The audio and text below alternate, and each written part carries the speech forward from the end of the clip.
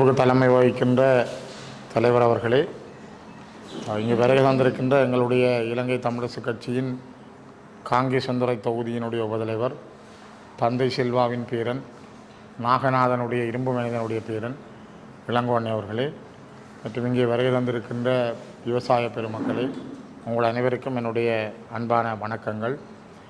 இன்றைய தினம் நான் சென்ற வாரம் உங்களோடு சில பிரதிநிதிகளோடு யாழ்ப்பாணத்தில் என்ற இருப்பிடத்தில் நான் உங்களுடைய விடயம் தொடர்பாக உரையாடி இருந்தேன். நிறைய அவர்கள் சொன்ன பொழுது எனக்கும் அதில் ஒரு ஆர்வம் ஏற்பட்டது. உங்களோட பேசித்தான் இதுக்கான ஒரு முயற்சியை மேற்கொள்ளலாம், அதை கொண்டு போகலாம் என்ற ஒரு எண்ணம் எனக்குள் உருவானது.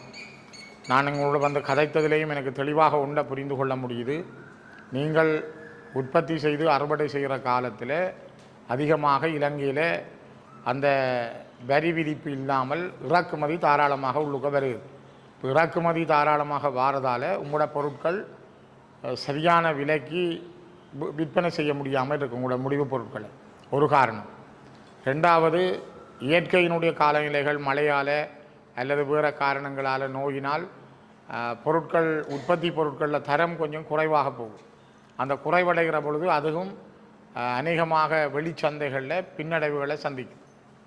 நாளாந்தம் இப்படியே 2-3 வருடங்கள் தொடர்ந்து நடைபெறதால விவசாயிகளுடைய மன உளைச்சல் அல்லது உற்பத்தியில் இருக்கிற பின்னடைவு இந்த தொழிலை கையை விட்டுடலாமா என்ற ஒரு மனநிலை அவர்கிட்ட வருது. இது எங்களை பொறுத்த வரைக்கும் ஒரு மிகப்பெரிய ஒரு பாதிப்பு. அவை விவசாயத்துறையில் இருக்கின்ற எங்களுடைய நீங்கள் சொன்னது போல யாழ்ப்பாண மாவட்டத்தினுடைய முதுகெலும்பாக இருக்கிற இந்த சிறு விவசாய உற்பத்தி கடுமையாக பாதிக்கப்பட்டிருக்கிறது என்பது வெளிப்படையாக தெரியும். உங்களை போல நானும் இதில் பார்க்குற தென்னம்பிள்ளைகளில் ஏற்பட்டிருக்கிற கடுமையான நோய் அது அதிகமாக கூடுதலாக அது செவிலணி பிள்ளைகளை பாதித்து அது பல இடங்களில் அந்த செவிலணி பிள்ளைகள் பட்டும் போயிருக்கு. தென்னம்பிள்ளைகளும் காய் இல்லாமல் குறும்ப கூட இல்லாமல் நிற்கிற நிலையை பார்க்குறோம். இன்னொரு பக்கம் தென்னம்பிள்ளைகளில் வன்னி பகுதிகளில் குரங்கு தொல்லை. இங்கே தீவிர இப்போ சாவச்சேரிக்கங்கால குரங்குன்ற பிரச்சனை. வாழை இலை இப்போ ஒரு புதிய நோய் வந்திருக்கு. அந்த வாழை இலையில் வந்திருக்கிற நோய் வாழை உற்பத்தியை பாதிக்கும். வெற்றிலையில் கூட ஒரு வெள்ளை பங்கசு மாதிரியான ஒரு நோய் ஒன்று விழுகுது.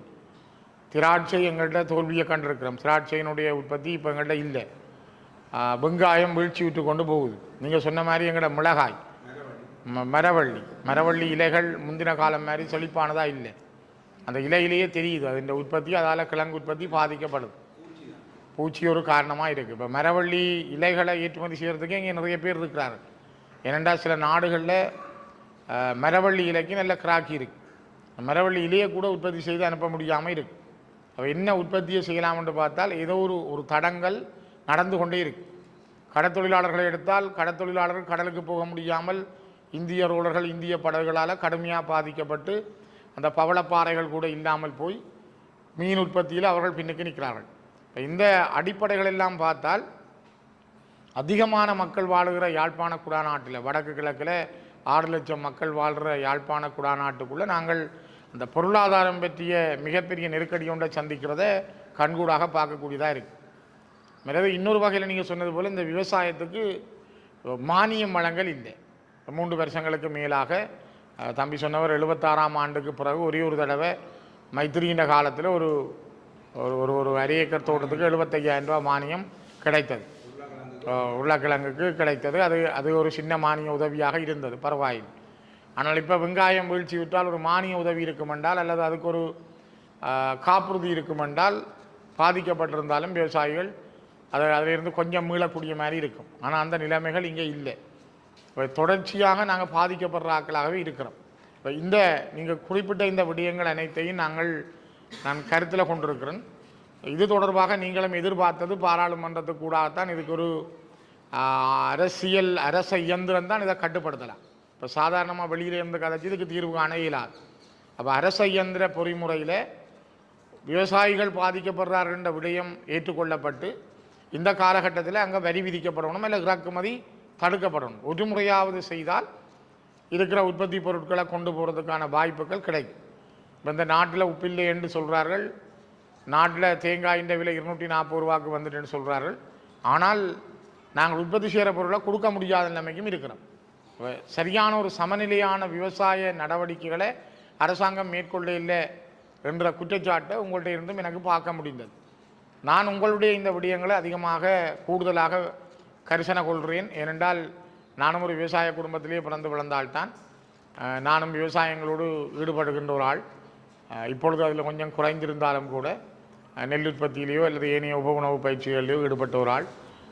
குறிப்பாக உங்களுடைய மன எண்ணங்கள் பிரச்சனைகளை உள்வாங்கி இதுக்கு ஒரு நிரந்தரமான தீர்வு எட்டக்கூடிய முழுமையும் உடனே நடக்கும் என்று உங்களுக்கு போய் சொல்லேன்.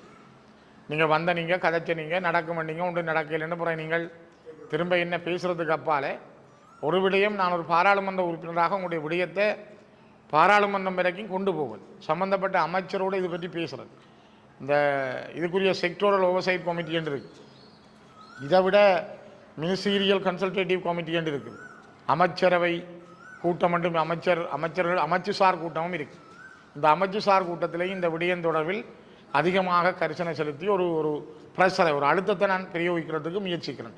உங்களுடைய ஒரு பிரதிநிதியாக யாழ்ப்பாண மாவட்டத்தை பிரதித்துவப்படுத்துகின்ற, கிளிநொச்சியை பிரதித்துவப்படுத்துகின்ற இந்த மாவட்டத்தினுடைய ஒரு பாராளுமன்ற உறுப்பினர் என்ற வகையில் நீங்கள் எனக்கு தந்திருக்கிற இந்த ஆணையையும் எனக்கு நீங்கள் தந்திருக்கிற இந்த செய்தியையும் நான் கண்டிப்பாக உங்களுக்காக கொண்டு செல்வேன். ஒரு விஷயத்தை என்னால் கையாள முடியும். உடனடி தீர்வு வருதோ இல்லையோ, ஆனால் தீர்வு காண வேணும். இது அப்படியே இழுபட விடையிலாது. மாவட்ட ஒருங்கிணைப்பு குழு கூட்டங்கள்லையும் இதுக்கான அடிப்படை பிரச்சனையை தீர்ப்பதற்காக ஒரு தீர்மானங்களை நிறைவேற்றக்கூடிய வகையில் நீங்கள் சொல்கிற விடயங்களை கருத்தில் கொண்டு செய்கிறோம்.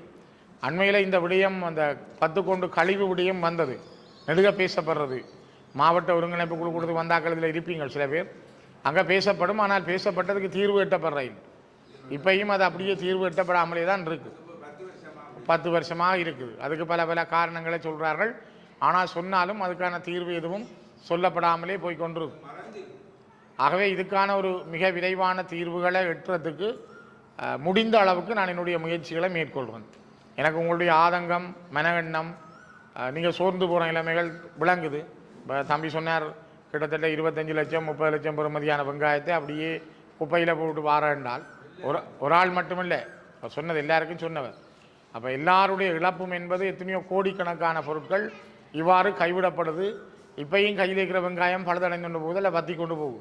இப்போ நாளைக்கு இதில் என்ன லாபம் பெறப்போகுது, அடுத்த கட்டம் விவசாயி எப்படி தன்னை அடையாளப்படுத்துகிறேன்னு தெரியாமல் இருக்கு. ஆகவே இந்த விவசாயிகளுடைய உங்களுடைய உள்ள குமுறல்களை, எண்ணங்களுக்கு ஒரு தீர்வு கிடைக்கக்கூடிய வகையில் நான் என்னால் முடிந்தவரை என்னுடைய அதிகார எல்லைக்கு உட்பட்ட வகையில் முழு முயற்சிகளையும் மேற்கொள்வேன். இந்த சந்திப்பு அதுக்கான ஒரு களத்தை திறந்திருக்கும் என்று நான் நினைக்கிறேன். முடியுமான வரைக்கும் நான் அந்த முயற்சியை மேற்கொள்வேன். நான் அண்மையில் கூட நீங்கள் பார்த்துருப்பீங்கள், கிளிநொச்சி மாவட்ட விவசாயிகளுடைய அழிவு தொடர்பாக ஒரு கேள்வியை பாராளுமன்றத்தில் போட்டிருந்தேன். ஒரு கிழமையில் விடதாரன்னு சொன்ன கேடி லால்காந்த என்கிற கமத்தொழில் காணி அமைச்சர் இதுவரையும் தரையில்லை. கிட்டத்தட்ட 2 மாதம் ஆச்சு. உங்களுக்கும் அதே மாதிரி 27 ஒரு கேள்வி நான் தயாரித்து கொடுத்தா அவர் அதுக்கு கிழமை கணக்கில் கேட்பார்கள். ஆனாலும் ஒரு விடையை தரக்கூடிய வகையில், அதுக்கு ஒரு உத்தரவாதத்தை பெறக்கூடிய வகையில் என்னுடைய முயற்சிகளை நான் மேற்கொள்வேன்.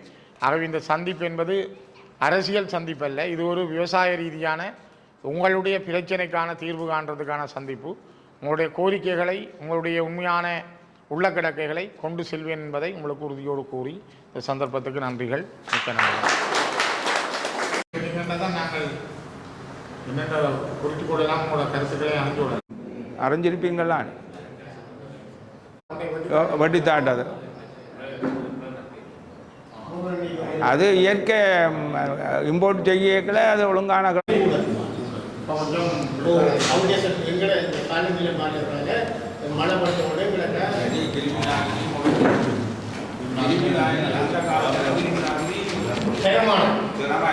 இப்போ எல்லாம் திரும்பி நாய் அடிச்சு போட்டு அடுத்த நாளே பார்க்க பயிர் ஒருக்கா வித்தியாசப்படும். இப்போ வித்தியாசப்படும்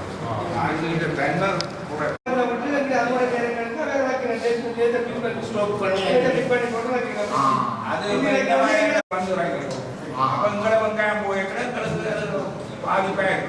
ஆனா முந்திய காலத்துல 2-3 வருஷம் இந்த போன ஆட்சி காலத்துல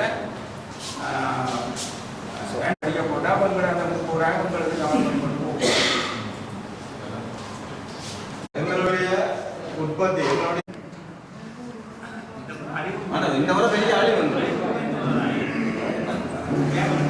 பழமையில வந்து அப்படின்னு சொல்லிச்சுன்னா நாங்கள் மறுபடியும் போவோம்.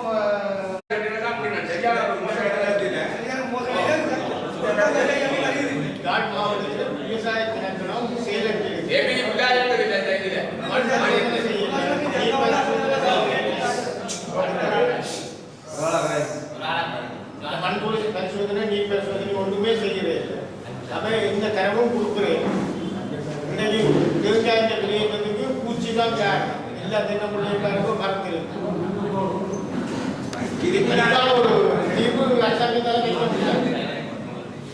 கவனம் இல்லை. இப்போ விவசாய பகுதியில் முந்தி கவனம் கூட இருந்தது. இப்போ மருத்துவர்களுக்கு கவனம் இல்லை. என்னன்னு சொன்னால் ஒரு ஆய்வு செய்யணும். எப்படி விரட்ட வேணும்னு சொல்லி அரசாங்கம் திட்டமிட்டு படிக்கிட்டு இருக்கணும். தென்னம்பிள்ளை வேளாண் 350 ரூபாய்க்கு பெற வேண்டிய காரணம் அது விவசாய சமூகங்கள் விவசாய அது விவசாய செய்ய யாழ் மாவட்டத்திலே அது இல்லை. யாழ் மாவட்டத்தில் உள்ள விவசாயிகள் அதை செய்ய விவசாய முந்திய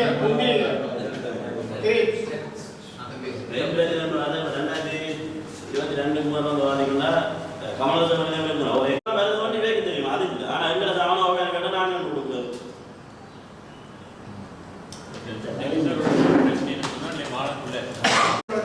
தனியாரிலே இப்போவும் தனியார்கிட்ட இதுதான் நினைக்கணும். ஒரு ஆளோட